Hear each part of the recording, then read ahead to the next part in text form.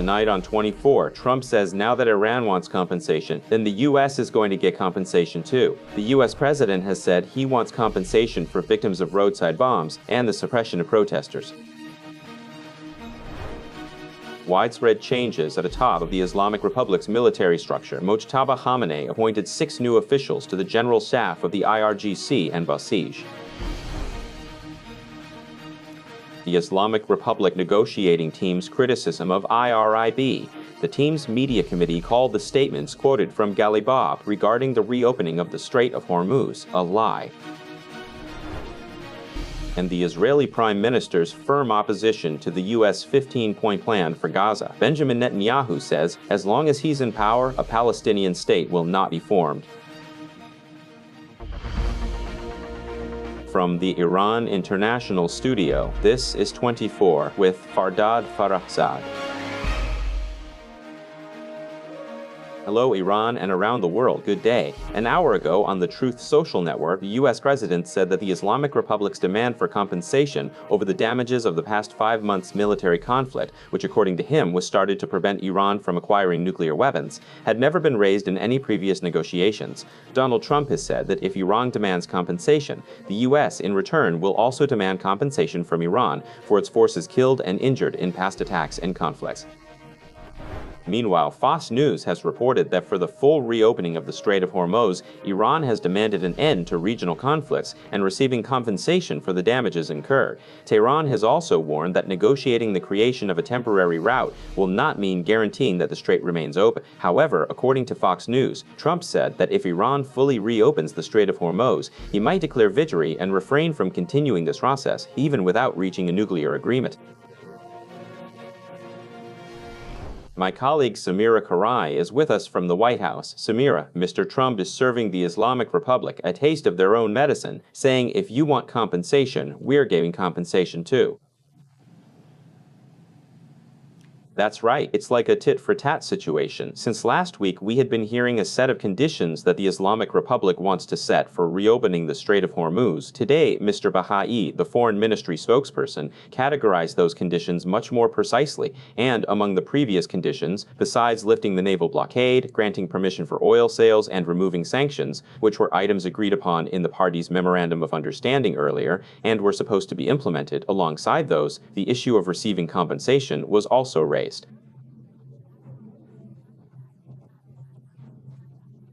For the 40-day war, and later, after Mr. Baghai, Mr. Arakchi spoke as well, and said that for the violation of the Memorandum of Understanding, for that too, the U.S. must pay us compensation. Mr. Trump went ahead and posted something on Truth Social after this news came out. He said they had never talked in any of the negotiations about receiving compensation, about wanting to receive compensation from us for the war, actually. But if that's how it is, then we want to get compensation from the Islamic Republic too, for all the people who were killed in this war. 18 U.S. soldiers were killed in this war, and a larger number were injured. And besides that, other Americans who were killed by the Islamic Republic over these past decades will get compensation for them too. Again, Mr. Trump referred to roadside bombs. Every time he wants to talk about Qasem Soleimani or about the Islamic Republic's military mischief in the region, when he wants to describe such a thing, he refers to Qasem Soleimani as the father of roadside bombs, and he says that a large number of American soldiers in Iraq lost their legs, their arms because of those bombs. He referred to them again in this post, and then to the more than 50,000 people who were killed in day by the Islamic Republic. Mr. Trump says, well, I don't even want to mention that alongside all these other people that the Islamic Republic killed. That's there too. And for all of these, we want compensation too. I'm ordering the people who are going to negotiate on our behalf right now to include this in any negotiations they have from here on out with the Islamic Republic. Then it seems he didn't stop there or wasn't reassured by just this post.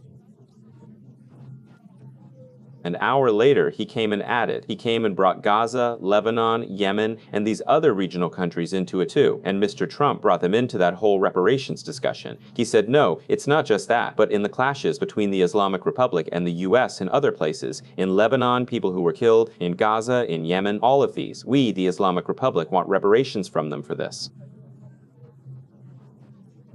So now the issue is this. It's entering a period of tension like this. It's getting serious. These conditions that the Islamic Republic set. It seems the dispute is over an issue that wasn't previously mentioned in the Memorandum of Understanding. Reparations, or money to be spent on rebuilding war damage. It was supposed to be a fund of over $300 billion, and countries in the region were supposed to come and invest in that fund. So this war reparations story didn't show up or manifest like this before.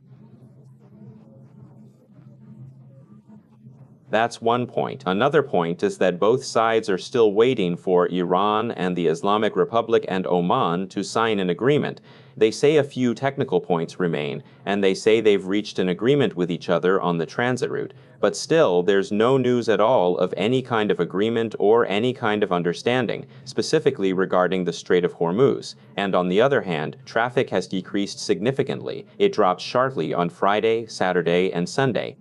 But the notable point is that the number of vessels going through the southern routes has increased significantly compared to what's going through Iran's route, and this shows that the U.S. military's arrangements for safe transit through a route that the Islamic Republic doesn't accept have worked to some extent, Fardad.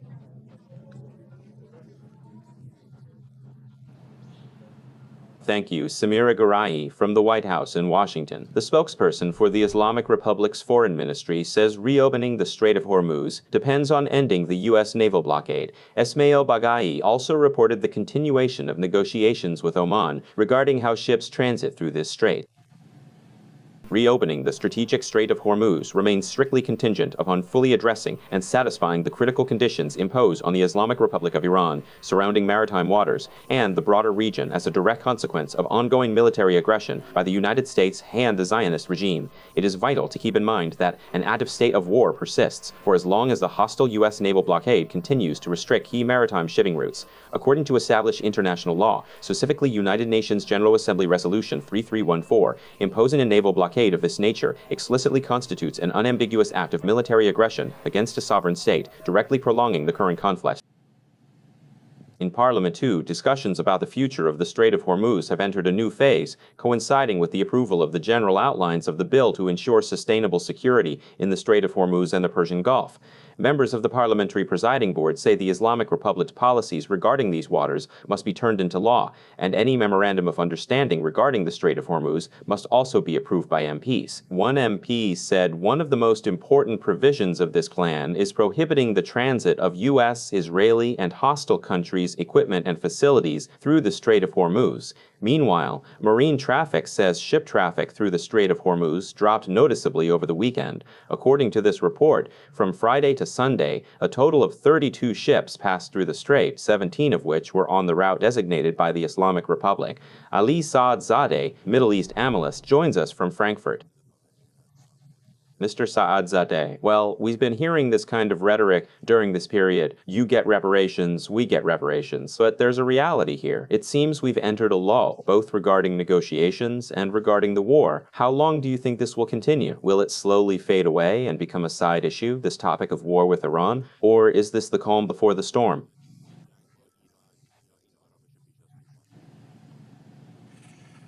In reality, the Islamic Republic is deliberately playing a waiting game, using all of its diplomatic demands and conditions as strategic stalling tactics to gain precious time. Their strategic calculation is surprisingly simple. Regime leaders believe President Trump wants to avoid a costly war, will not initiate direct military conflict, and understands that the American public has no appetite for another foreign intervention. Furthermore, with upcoming U.S. midterm elections rapidly approaching, Tehran calculates that it merely needs to withstand the current administration's maximum pressure campaign and absorb economic sanctions in the short term. They believe that once the midterm elections arrive, the American political dynamic will inevitably change. Operating under the traditional concept of moving from one pillar to the next until relief arrives, the regime expects that surviving each milestone will ultimately weaken U.S. resolve and bring relief. This posture has consistently defined the foreign policy of the Islamic Republic, yet those in power fully recognize how severely it disrupts the everyday livelihoods of the people. Their economic situation is becoming increasingly precarious, particularly given Donald Trump's recent announcement declaring his intention to further tighten the sanctions blockade. Furthermore, just yesterday, he explicitly claimed that the Islamic Republic government has no money left at all. Beyond the rhetoric, the reality is that those holding power within the Islamic Republic also understand that things will only get tougher for everyone. What the Dodgers are apparently saying after their direct talks with Mujtaba Khamenei revolves entirely around these livelihoods. Ultimately, it all comes down to the severe financial struggles and economic hardships that ordinary citizens are currently trapped in across the entire country. Yet both the doctors and the general public continue chanting the same familiar slogan that we must simply endure. Among the recent high-level appointments orchestrated by Mujtaba Khamenei, one strategic decision stands out as exceptionally critical: the appointment of Hussein Tayyab as the commander of the Basij. This key move stems from a calculated political strategy. Iranian leadership anticipates that in order to resist external pressures and successfully buy time, at least until the upcoming US midterm elections, domestic unrest will inevitably break out as economic conditions deteriorate and livelihoods worsen. In suppressing such widespread popular protests, the Basij paramilitary forces play an essential frontline role in maintaining regime survival. Consequently, we find ourselves observing a tense situation where the Islamic Republic is actively trying to consolidate its internal control while aggressively hardening its international posture. This uncompromising stance is precisely why the leadership is constantly taking extreme measures, such as attempting to assert strict legal authority and enforce control over the critical international maritime corridor of the Strait of Hormuz. Like even saying that we haven't reached an agreement with Oman based on the issue of tolls and so on. Like taking a hard stance and saying we want compensation, which then, as you said, Trump also said, I want compensation too. All this shows they're taking this hard position to maintain the so-called level of tension, buy time, and then they figure that after a while, eventually Trump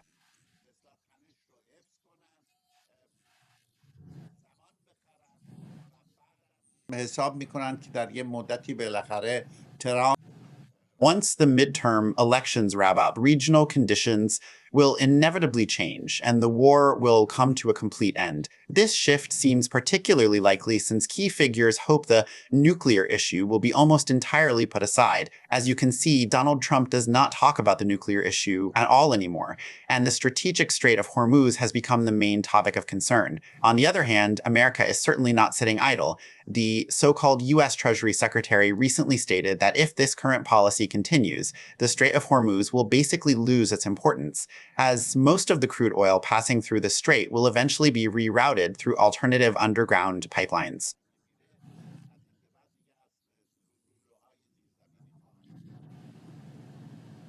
I think this point you made is really interesting, that the Islamic Republic has made the Strait of Hormuz issue so complicated that right now there are reports that if Mr. Trump can resolve this, he might set the nuclear issue aside. Or maybe in his mind, of course you can't mind read from afar, he thinks, okay, we set Iran's nuclear facilities back by 10 or 15 years, let's open up the Strait of Hormuz for now, and future presidents can deal with the nuclear issue.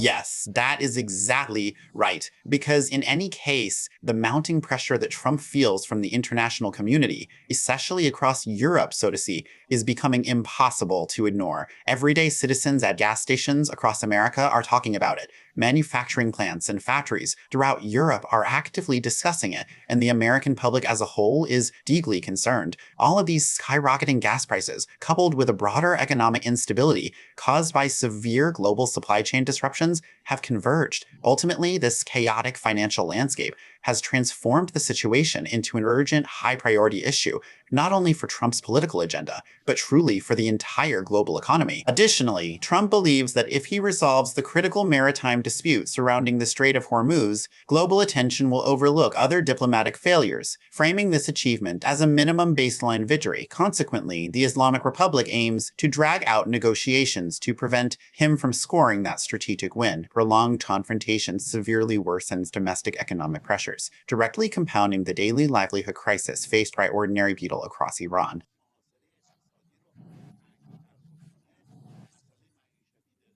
And we know that the Islamic Republic only knows crackdowns to solve livelihood issues, which is why I said appointing Tayyab to head the Basij is very, very meaningful. Thank you. Ali Saadzadeh, Middle East Affairs Analyst from Frankfurt. Mojtaba Khamenei, issuing separate decrees, appointed 6 senior commanders and officials in the General Staff of the Armed Forces, the IRGC, and the Basij. According to these decrees, Ali Abdullahi became the Chief of the General Staff of the Armed Forces, and Humars Haidari was appointed as his deputy. Ahmed Bahidi became the Commander-in-Chief of the IRGC, and Mostafa Izadi was introduced as the Deputy Commander-in-Chief of the IRGC. Likewise, Ali Azmai became the commander of the IRGC Navy, and Hussein Tayyab became the head of the Basij organization, which Mojtaba Khamenei asked Vahidi to be ready to execute powerful offensive operations, and he asked Tayyab to strengthen the Basij's popular intelligence network. The changes at the top of the Islamic Republic's Supreme National Security Council took place at a sensitive juncture in negotiations over the Strait of Hormuz. Mohsin Razai, the former commander of the IRGC, became the secretary of this council after the resignation of Mohammed Bakir Zogad, and at the same time assumed the representation of the Supreme Leader of the Islamic Republic in the Supreme National Security Council. Razai had previously said that when the leader of the Islamic Republic says, "In principle, I had a different opinion," it means the path he had in mind was better than the path the Supreme National Security Council pursued. When he states, "In principle, I held a different opinion," he implies that following the supreme leader's perspective would have yielded far greater national success. In his view, an alternative strategic method existed that could have been significantly more effective at safeguarding and securing the fundamental rights of the Iranian nation compared to the current diplomatic approach. Ultimately, he firmly believes that the theoretical framework and rights guaranteed under that preferred alternative strategy would have produced superior long-term results than the specific path currently pursued through the United Nations Security Council. Well, the main reason is that these gentlemen approached us and said, regarding the exact goals you have in mind, if we proceed following the path we have taken, we will definitely reach those same objectives you aim to achieve one way. We will successfully reach those same goals through this alternative route, since the final outcomes are what truly matter to you. The leader then said, all right then, if that is so, you must make a firm commitment and accept full responsibility. The core goals are what ultimately matter, and you must without fail achieve those goals. Mohsen Rezai was the commander of the IRGC for most of the Iran-Iraq War, and his name is tied to the controversial Operation Karbala 4. He also ran for president several times, but never reached that office. However, now, with this appointment, Rezai has once again returned to an institution that plays a pivotal role in decisions regarding war, diplomacy, and relations between Tehran and Washington. Reza Alijani, political analyst and activist, joins us from Paris. Mr. Alijani, a lot of developments have taken place with these appointments. If you were to give an overall picture, which direction is it heading? Is it becoming more radicalized? Are we heading toward negotiations? Does it show signs of an internal coup within the system? What picture do these appointments give us? Hello, Mr. Farahzad. In a very high-level picture, these changes are like the rotation of volleyball players. They're all people who have always been around in the Islamic Republic, just swapping places. But maybe 2 of them are a bit more prominent. One is this Mr. Tayyab, whom Mr. Saadzadeh also correctly explained. Tayyab doesn't really have much of a view on foreign policy. He just says the same general stuff that everyone in the regime says. I even remember once he said that, like, if JCPOA is to our benefit, well, what's wrong with that?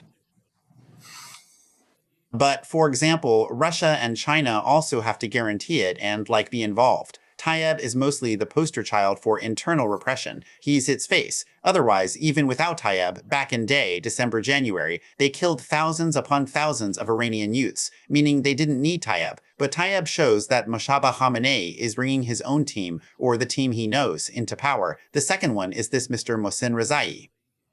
You also brought up Mohsen Rezai, whose legacy remains tied to Operation Karbala 4 after his military career. He ran for the presidency several times, consistently losing and often finishing in last place. Over time, these repeated political failures turned him into a laughingstock and a running joke among the public. Surprisingly, Rezai himself is completely aware of this reputation. He even acknowledged the humor once, lighthearted, that if his political bids managed to bring people laughter and happiness, then at least that was good. But Mohsen Rezai, well, ever since his youth, he's kind of loved the spotlight and loved the camera. I mean, in front of the camera, he says things that now we have to see whether behind the scenes he sticks to those same words or not. In this very clip you played, while he says that in principle, I'm not, but he also defends the framework of decision-making by the Supreme National Security Council. Or the other day, he had an interview where he said that yes, we must be brave in war, but of course, we must also consider national interests and national understanding, and act based on wisdom. So it's not really clear yet whether this is just at the level of this rotation that happened on the volleyball court, just changing the shop window display, or if it actually wants to change policies. I don't really see policy changing much in overall practice. Look, regarding the strategic Strait of Hormuz, just today, Bakai stated that while we practically can't collect standard transit tolls from the strait, we can certainly collect service fees instead. That is precisely the same concept they are coming to an understanding with Oman about. The Islamic Republic views its understanding with Oman as an integral part of that broader 14-article agreement, meaning one specific clause had one interpretation by the Islamic Republic and a conflicting interpretation by the Americans.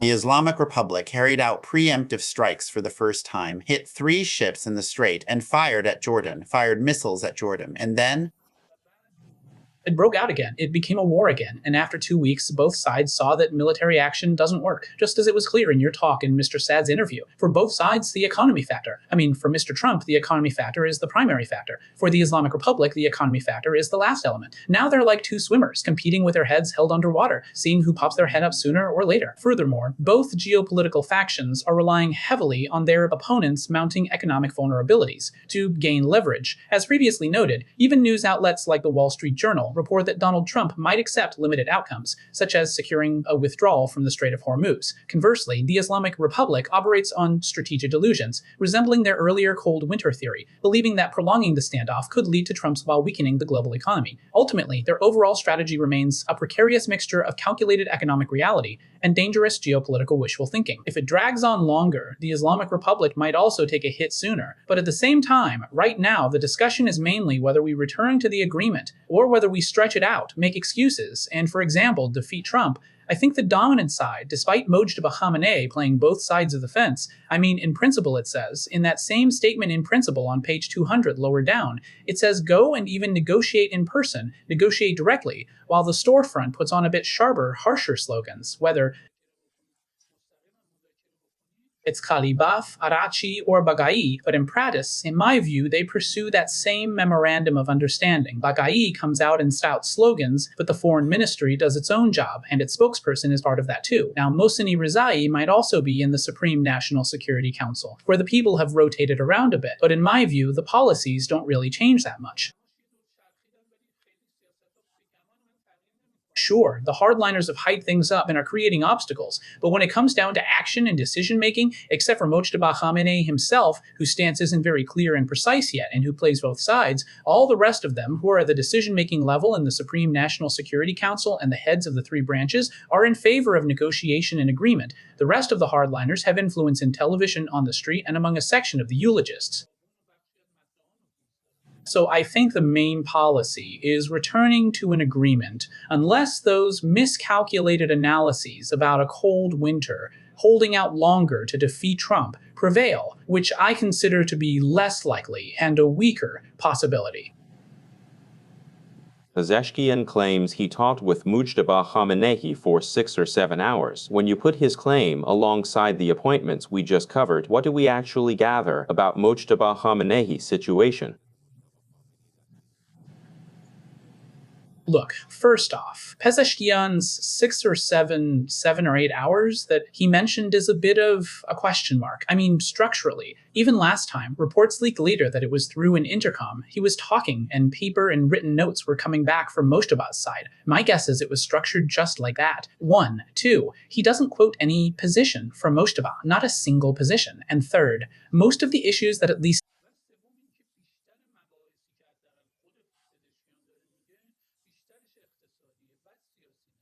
are mostly economic, followed by political and military. I mean, it shows the technocratic atmosphere and those pragmatists in the Supreme National Security Council, where 13 out of 14 people signed. Pezeshkian is still representing that exact same atmosphere. At the same time, Pezeshkian said that, so to speak, there were differences, or even explicitly said the day before yesterday, that when they violated, so to speak, and moved past that southern line of Oman, we shouldn't have engaged militarily, we should have handled it legally, we should have entered into negotiations.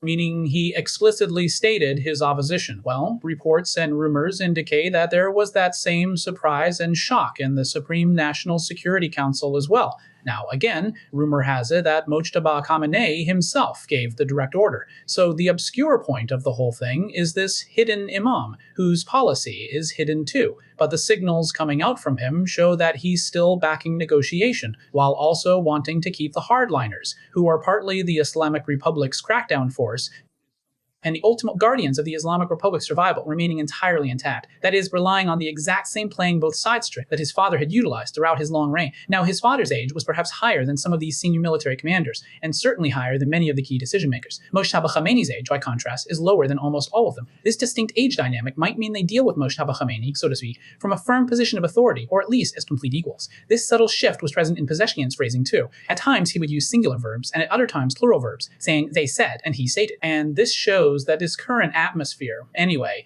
shows that these people don't really look at Mojtaba Khamenei with that previous absolute guardianship in mind, even though he remains the final arbiter. At the same time, though, they speak their mind much more than what they used to tell Khamenei, and the consensus that existed in the Supreme National Security Council, in my view, is much more likely to be repeated than to be overturned.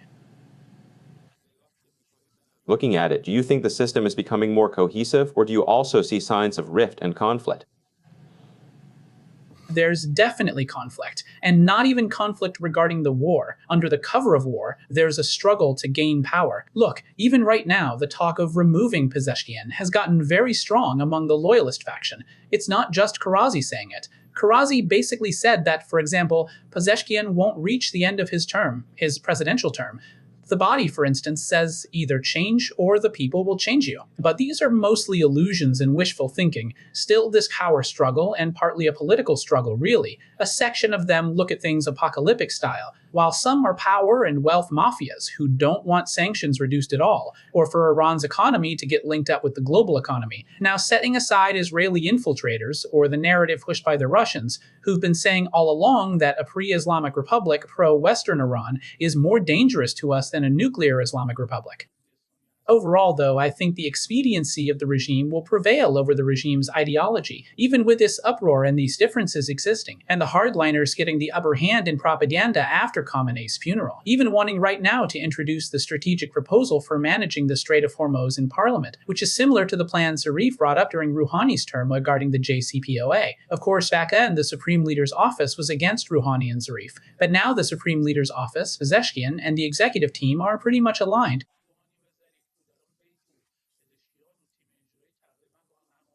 And it became a lesson learned. After that, whenever Parliament wanted to obstruct things like this, they'd slid in a clause or an amendment in the middle saying, subject to the discretion of the Supreme National Security Council. Here, it might be subject to the discretion of, say, the Islamic Revolutionary Guard Corps, meaning while they make those harsh statements, it will practically be imposed on them from above to include this provision, so that in practice it doesn't act as an obstacle to the execution of the negotiations or agreements, so to speak.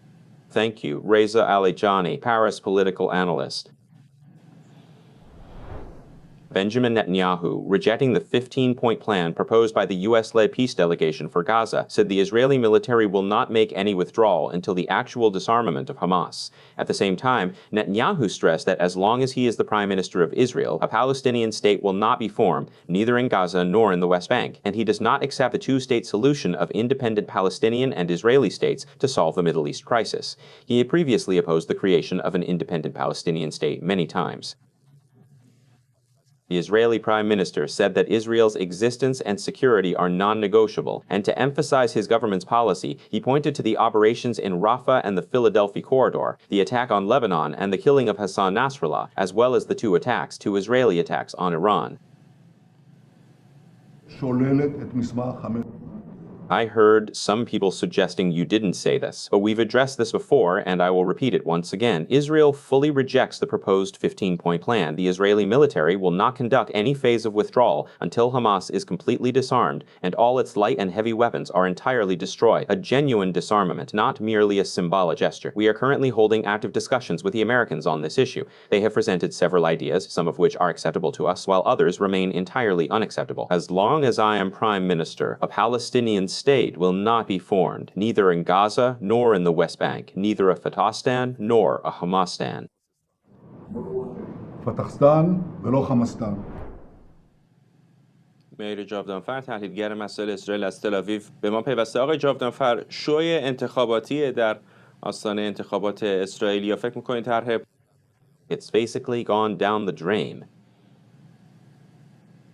Yes, look, you said it completely right. It really all comes down to the dynamics of the upcoming elections. Right now, prominent political figures on the right wing, specifically Mr. Netanyahu's right-wing rivals in Israel, such as Naftali Bennett, are fiercely attacking and criticizing the strategic diplomatic plans that the Israeli government previously appeared to have accepted, such as this very 15-point framework. These political opponents are asserting that Mr. Netanyahu's long-standing policy approaches are ultimately counterproductive and actually helping to strengthen Hamas. A stark truth that really cannot be denied or ignored at this point is that Hamas has managed to restore its operational power and influence back to its levels prior to October 7th. And now we see many reports published in the press that really show that in terms of weaponry and the number of troops Hamas has, it has truly returned to the point before October 7th. But because of specific issues, first of all, because of the elections, Mr. Netanyahu really has to reject all these points and all these agreements right now to show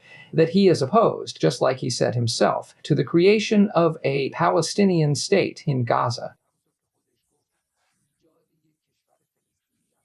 But let's not forget, Mr. Farahzad, that Mr. Netanyahu was the person who for years and years transferred money from Qatar to the Gaza Strip. And based on reports published in the press, some Israeli intelligence services told him that Hamas was using this money. Yet Mr. Netanyahu still continued with his program. And one of the reasons why Hamas was able to financially strengthen itself up until October 7th and use that to attack Israel is that very money received from Qatar through Israel and transferred to the Gaza Strip.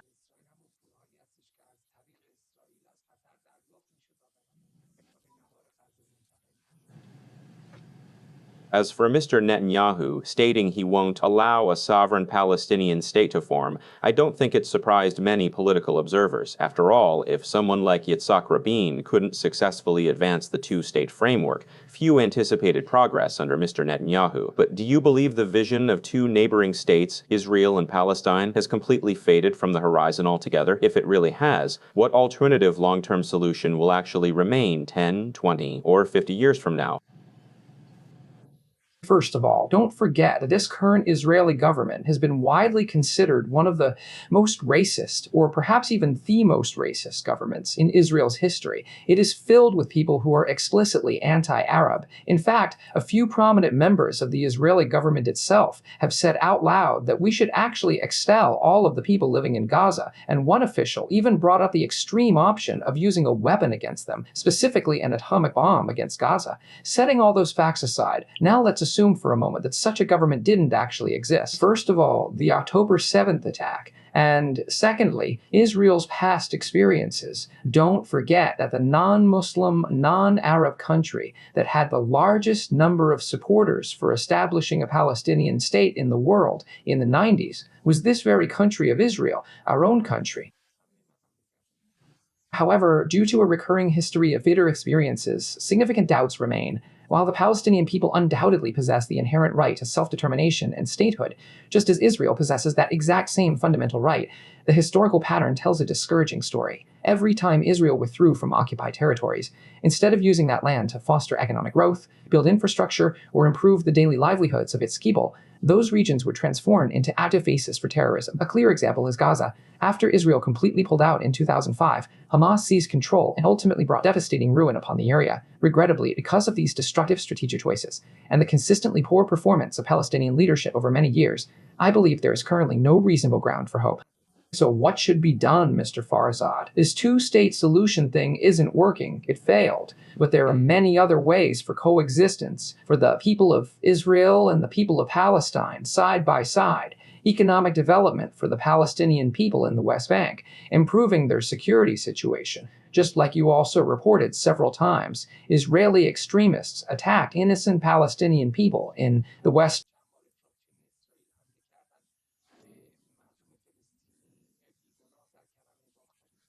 And at the same time, let's try to actually improve Gaza's economy as well. Things can be done, but unfortunately, I have to say, Hamas is like a cancer that's killing the Palestinian people, killing the Palestinian economy. And even though the vast majority of Israeli people, including myself, want to have good relations with the people of Gaza, unfortunately, with Hamas in Gaza, it's going to be very difficult. Thank you, Meir Javidanfar, analyst on Israeli affairs from Tel Aviv. Moving on, amidst contrasting views among Islamic Republic officials regarding the negotiations, the negotiating team's media committee sent a letter to the head of IRIB strongly criticizing the repeated invitation of Mohammad Javad Larijani to comment on the talks. The committee called Larijani's statements based on incorrect information and perceptions. In this letter, Larijani's quote from Kalibaf regarding agreement on reopening the Strait of Hormuz in exchange for lifting the blockade was called false and fabricated. The committee emphasized that Kalibaf insists on not opening the Strait of Hormuz without adhering to the arrangements desired by the Islamic Republic. At the same time, a member of the Parliament's Judicial and Legal Commission also said that the Islamabad agreement is dead and Trump's signature cannot be trusted. According to Mohammad Taqi Naddali, there should no longer be talk about forcing the other side to meet its commitments. According to this member of Parliament, the U.S. wants to destroy the Islamic Republic, and the Islamic Republic should also seek the destruction of the U.S. We are joined today by Ali Reza Namvar Hakiki, a prominent political analyst based in Toronto. Mr. Namvar, state broadcaster IRIB still appears tightly controlled by a single specific faction within the establishment. Consequently, diplomats and delegates who are negotiating don't seem to get sufficient airtime or broadcast space to fully express their views. Why is that the case?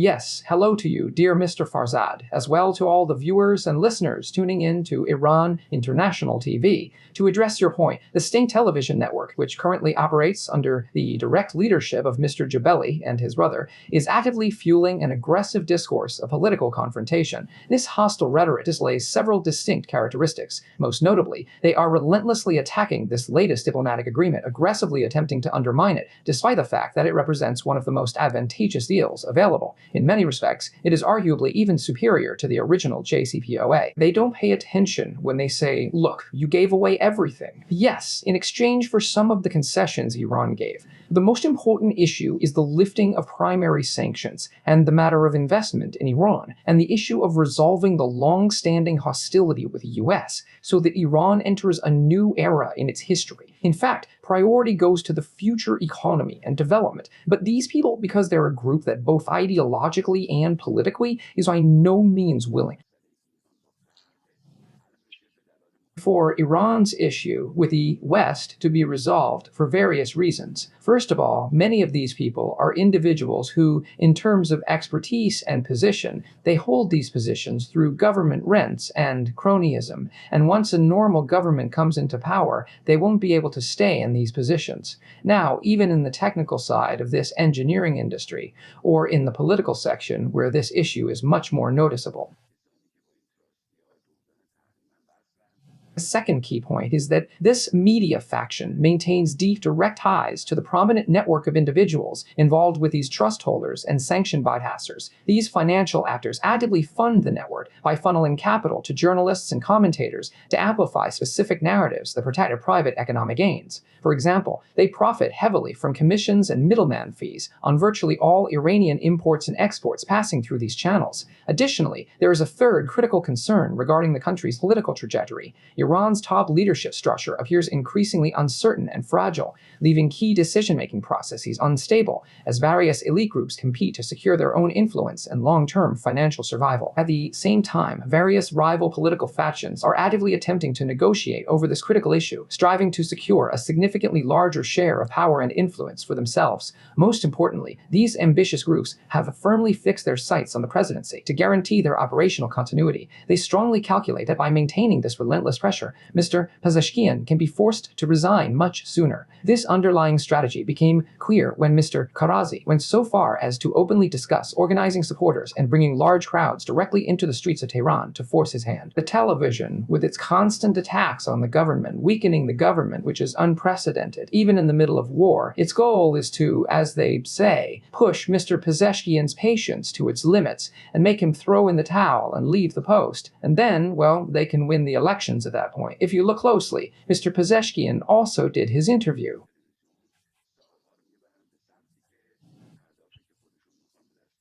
He did the 3 parts of his interview himself. He didn't leave it to the TV reporter.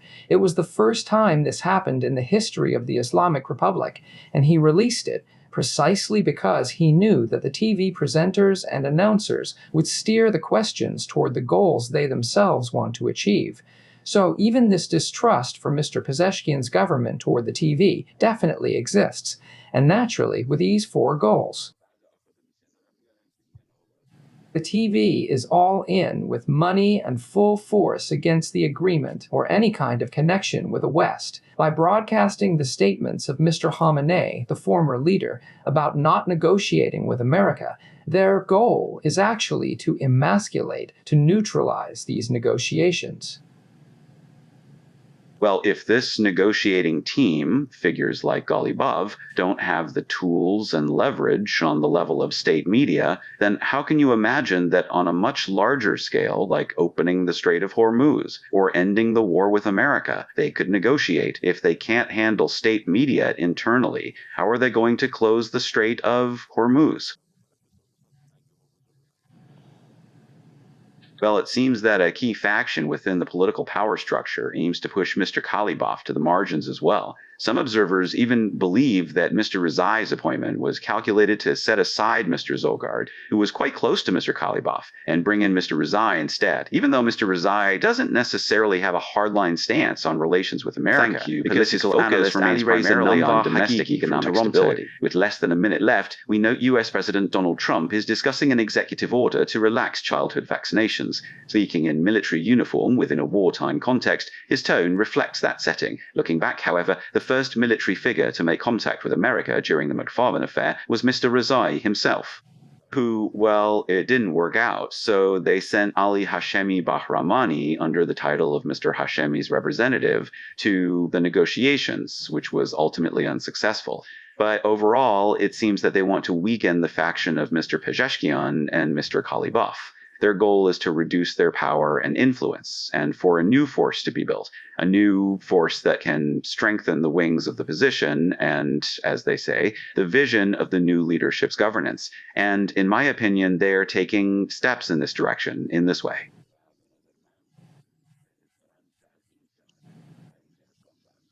Now, whether the new leadership of Iran ultimately takes the path of diplomatic understanding or the path of aggressive confrontation is absolutely key. From a purely economic calculation standpoint, they should naturally move toward peaceful understanding to relieve pressure. But unfortunately, looking at the situation from other strategic angles, they might think that engaging in war could effectively cover up their compounding economic crises. War would also push the country's severe political challenges, which have been in continuous crisis since January 8th, under a dark shroud, buying the regime precious time to settle internal disputes, at least for a while. It currently seems that the internal debate over this trajectory is tilting, as the confrontational factions now carry considerably more weight and influence. But still, this is a process that will continue. External events could change it, although, as I say, temporary agreements between Iran and the US might actually take shape in practice as well.